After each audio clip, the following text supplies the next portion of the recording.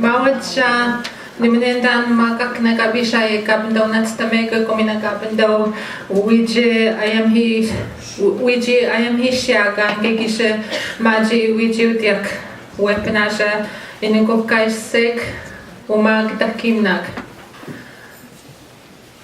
Greetings.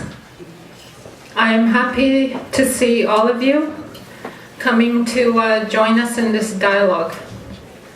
It's been a long time coming. I think over 500 years we've been walking together. And we have to start walking that correct path that our ancestors had intended. My name is Linda Nothing, and I'm just here to introduce our host, Niigaanwewidam James Sinclair from Manitoba.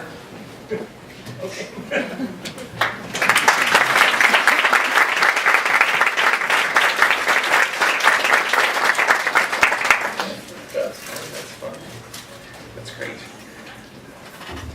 So bonjour. Bonjour, Niigaanwewidam Niigaanwewidam Indigenous-Settler, Kiikototem, St. Peter's and Donchi, Niigaanwewidam Omayayan, Niigaanwewidam. It's an honor to be in this place and here and now in this beautiful building, in this beautiful territory. We are on the unceded and Algonquin territory in this area, and it is an honor to be here. I flew in last night, and it's wonderful to be so welcomed in this territory, to do this important work. We have a very busy afternoon ahead of us. I encourage you to keep track through the program, and I'm going to talk a little bit about this day and what we're here to do, and what we're hoping to accomplish out of this work, because this work is another step, but it's a very big and important step, particularly for this community. For the local organizers that I met with this morning, there is a hope that this is an invitation, this is a gesture to all of us to begin a dialogue, a critically important dialogue in this territory. But I want to talk a little bit about my involvement and how I came to be in this area. Well, I had heard that there was this conference with a really cool name. And so I immediately did what all traditional people do now, is tweet. And so I got on my sacred Twitter, and I sent out a tweet going, Niigaan conference? That sounds like the greatest conference I've ever heard of. And so immediately I talked with the organizers, and as usual, when Wob Canoe can't do something, I fill in. If any of you know Wob is a brother of mine, and I'm very close with him. And I actually taught Wob when he was 14. I'm a recovering high school teacher. So I actually gave him his first concert. So unfortunately, I don't rap. So that's what I said to the organizers right away. I said, I don't know, but it is an honor to be here. So as a fellow Anishinaabe, Wob sends his thoughts and his good wishes to all of us to do this work. And to carry this from our territory. As a part of Treaty 1 in where I come from, we are going through a critically important time as a community. If any of you saw the decision yesterday involving the Métis and many of our relations within our territory and our partners, the Métis that share our territory. I come from St. Peter's, Indian settlement. We have a long and rich history of relationship making. One of the most critical dialogues that is taking place in southern Manitoba is that of family, and that the relationships that treaties form and that relationships form in this place called Kanata or Canada is about family. It is not about friends. You can pick and choose your friends, you can't pick and choose your family. And so what does a relationship look like when we start really thinking about each other as family in a respectful and reciprocal fashion? What does that actually look like when people aren't locked in a closet, when other people are enjoying the food in the kitchen, when people are actually sitting in the living room together and engaging in the critical dialogue that involves our future? Because our country has never known that. We have never known that dialogue. And so this is an opportunity for us to be a part of this. And so this important day starts off with a man that I met just recently, a poet, Albert Dumont. Albert is not only a spiritual leader that works with our brothers and our inmate brothers, but also works in words and respects language and thinks about those things. And so I invite Albert to come up and start our day in not only the way in which he just did, which was he smudged us and he opened that doorway to those good thoughts and those good actions that will take place in this room, but I invite him to share a few words with us and open that doorway also to the other spirits and invite them into this space. So Albert, we got you.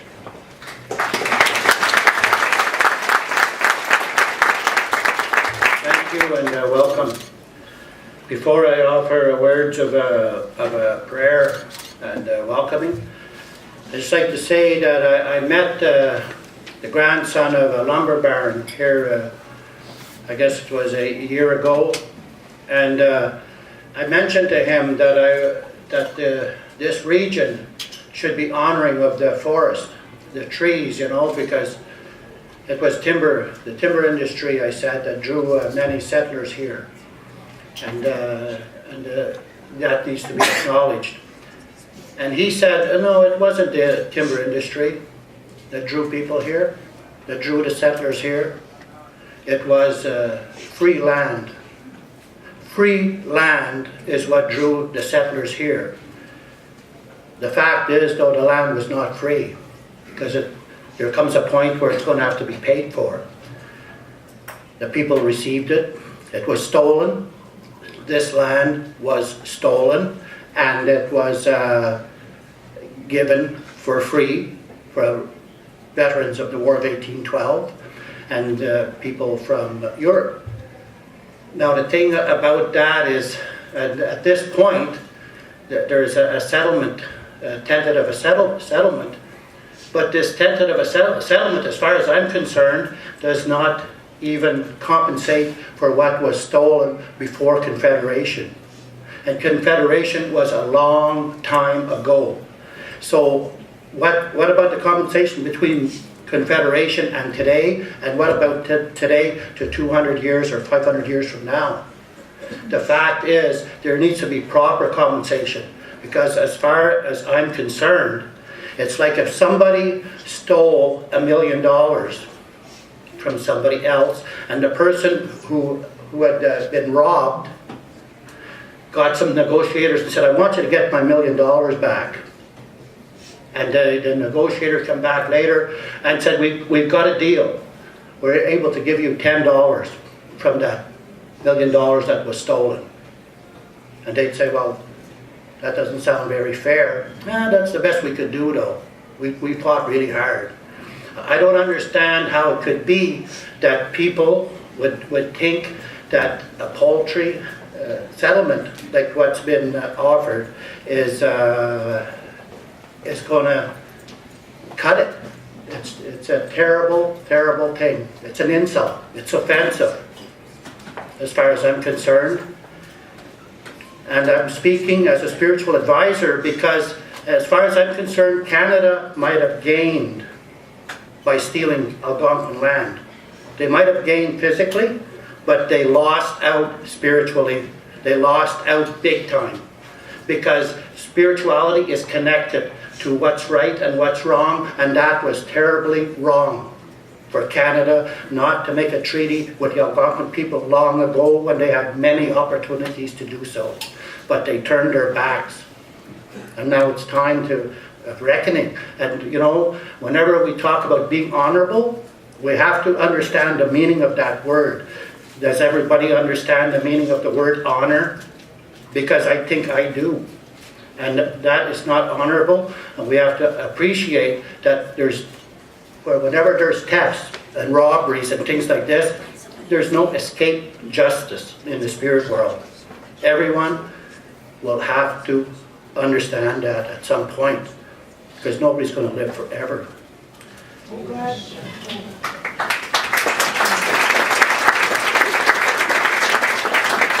Holy glitch, Albert.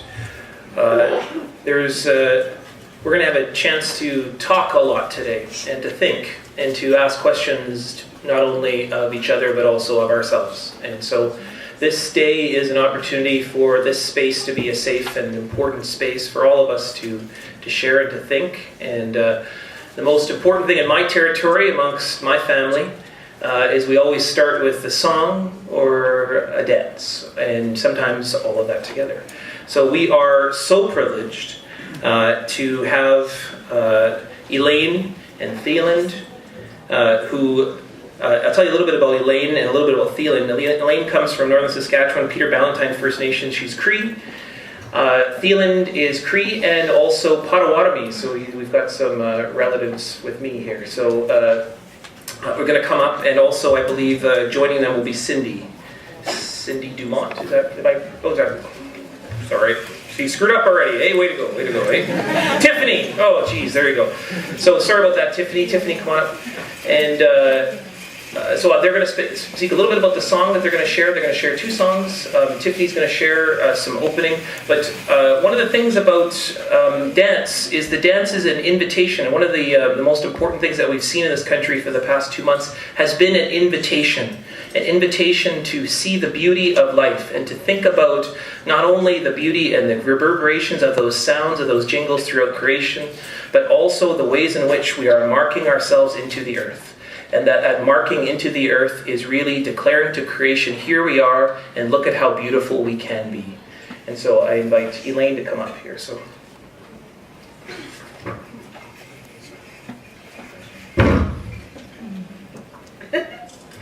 Bonjour, Tansy. My English name is Elaine and Kicknosway, and this is Theland, as mentioned. And we're going to start with the AIM song because we give thanks for this day and this place and the coming together of the voices and the prayers and the sirens. Just that gratefulness of what we say, that communication we've always had with one another. And then Thielen says he's going to sing a sidestep for you. Hey,